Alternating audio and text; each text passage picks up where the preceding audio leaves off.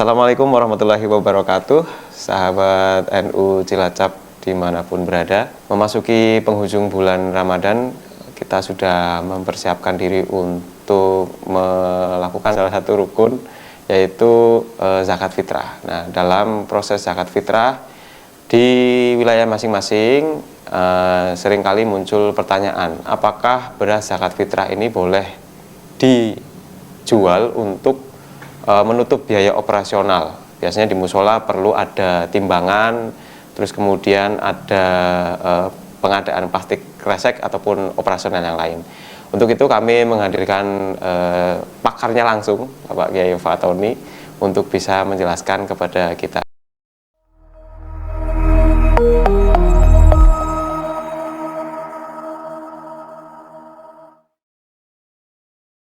Assalamualaikum warahmatullahi wabarakatuh. Bismillah, alhamdulillah, salatu wassalamu ala rasulillah amma ba'dah. Sahabat-sahabat sekalian, kejadian peristiwa tentang zakat fitrah itu adalah kewajiban bagi kita setiap orang muslim yang sudah terkena hukum wajib. Nah, kebiasaan di masyarakat kita kadang ada orang yang mengeluarkan zakat fitrah diberikan secara langsung, dan ada juga yang lewat panitia yang dibentuk mungkin oleh masyarakat sekitar, ataupun mereka sudah meminta izin atau dilegalkan dari lembaga amil di daerah masing-masing. Terkadang kita jumpai sebagian mungkin desa atau masjid atau mushola itu pengumpulan zakat fitrah. Nah, secara global, zakat fitrah itu adalah harus ditasarufkan kepada mustahiknya. Nah, maka di sini terjadi perbedaan nanti posisi panitia itu, apakah sudah sebagai mustahik atau belum, dan apakah panitia di daerah tersebut itu sudah menjadi amil secara syar'i atau belum. Panitia-panitia yang ada kalau benar sudah mendapatkan legalitas, maka dia sudah dikategorikan amil secara syar'i. Maka ketika ada orang yang zakat datang kepadanya, maka otomatis orang yang zakat atau muzaki tersebut sudah terbebas dari tanggungannya karena dia sudah mengeluarkan pada mustahiknya. Seumpama nanti terjadi kesalahan di amil untuk membagikan zakatnya, maka zakatnya yang muzaki sudah sah gitu ya, karena dia sudah memberikan kepada mustahik, di antara mustahiknya adalah amil. Akan lain apabila zakat itu diberikan kepada panitia yang belum resmi mendapat legalitas dari negara, maka panitia tersebut statusnya cuma sebagai wakil dari orang yang berzakat. Nah, maka imbas hukumnya nanti ketika panitia itu memberikan atau mentasarufkan zakat dari muzakinya kok tidak pas sesuai aturan, tidak diberikan kepada mustahiknya, otomatis yang muzaki tersebut belum terbebas dari tanggungan zakatnya. Karena panitia sebagai wakil, tapi wakilnya tidak pas dalam mentasarufkan, berarti belum terbebas dia. Dan ada beberapa perbedaan antara amil panitia dan yang amil secara resmi. Yang pertama, kalau tadi muzaki sudah memberikan kepada amil yang resmi, maka zakatnya sudah otomatis sah. Tidak memandang nanti amilnya itu mentasarufkan secara benar atau tidak. Walaupun semua masalah mentasarufkan amilnya, maka orang yang zakat sudah sah. Tetapi yang terkena tuntutan nanti adalah amilnya. Iya. Tapi kalau panitia pertama sudah sudah dilalui lah istilahnya, iya, sudah memberikan kepada mustahiknya. Iya. Tapi kalau panitia itu harus satu tadi, harus zakatnya muzaki, orang yang berzakat itu dianggap sah kalau nanti panitia benar-benar pas dalam mentasarufkan kepada mustahik, orang yang berhak menerima, itu satu. Terus yang kedua, kalau lewat amil itu, amil mengumpulkan beras zakat itu, bagi amil itu boleh untuk mencampurnya karena sudah dia itu sudah mustahik. Tapi kalau panitia itu tidak boleh dia mencampur, karena apa? Dikhawatirkan nanti berasnya orang yang zakat itu kembali kepadanya. Seumpama jenengan zakat saya sebagai panitia di musola atau masjid, jenengan bawa beras, mau beras sudah dibawa tak campur, lah berarti kan ini menjadi harta yang musyarak, harta yang bersekutu, yang tidak bisa dibedakan mana milik saya, mana milik jenengan, mana milik orang lain. Berarti setiap butir dari beras itu adalah milik bersama.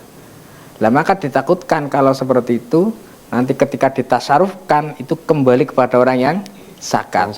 Nah maka ketika dikhawatirkan seperti itu, maka kemungkinan besar kan pasti ada yang kembali, wong ini sudah harta yang bercampur. Nah maka tidak boleh seperti itu panitia mencampur zakat dari orang yang zakat sekitar. Nah bagaimana solusinya ketika belum, kadang ya tidak semua masjid atau musola atau RT atau apa itu untuk mengajukan SK.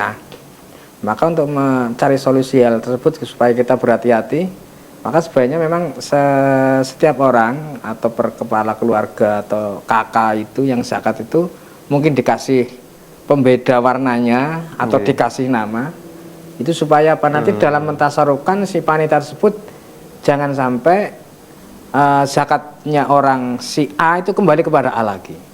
Itu salah satu jalan keluar supaya beras zakat itu jangan kembali kepada orang yang zakat. Atau bisa seumpama jalan keluar lain, semua dalam suatu desa itu mungkin akan ada jalan, ada yang kanan jalan, ada yang kiri jalan. Nah, itu ketika nanti penarikan itu ditandai ada yang dari sebelah kanan jalan, ada kiri jalan. Nanti ketika pentasarufkan diliper, nah, dioper yang kanan dikasih ke yang kiri dikasih yang kanan. Itu bisa seperti itu. Itu satu. Terus banyak lagi.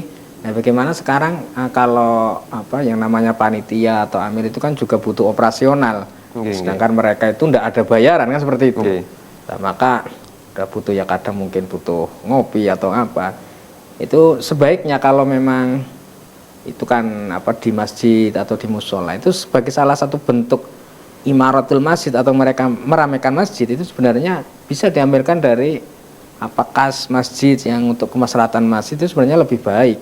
Karena itu sebagai bentuk meramaikan masjid itu. Itu bisa, tapi seumpama kadang kan musola itu ada yang tidak punya kas atau apa dan orang-orang berat untuk mengeluarkan karena dia sudah sukarela untuk menjadi panitia masih dibebani mengeluarkan lagi seperti itu. Maka kalau sudah menjadi amil secara resmi nanti mungkin dia mengambil dulu bagian atas nama amil. Nah, itu kan jatah amil itu kan sesuai ongkos. Kira-kira layaknya dia bekerja ngurusin zakat seperti 2 hari atau 1 hari itu kira-kira dapat berapa. Nanti mungkin bisa diambil dulu terus nanti dibelikan untuk plastik atau apa. Atau mungkin nanti bisa dia itu istilahnya meminjam ke orang lain dulu untuk mencukupi dulu nanti setelah selesai proses zakat selesai penyalurannya itu kan dia punya hak amil, mendapat hak amil nanti bisa dibayar dengan itu karena sudah menjadi miliknya. Seperti itu. Ini kira-kira mungkin dalam hal proses-prosesnya seperti itu Mas gitu.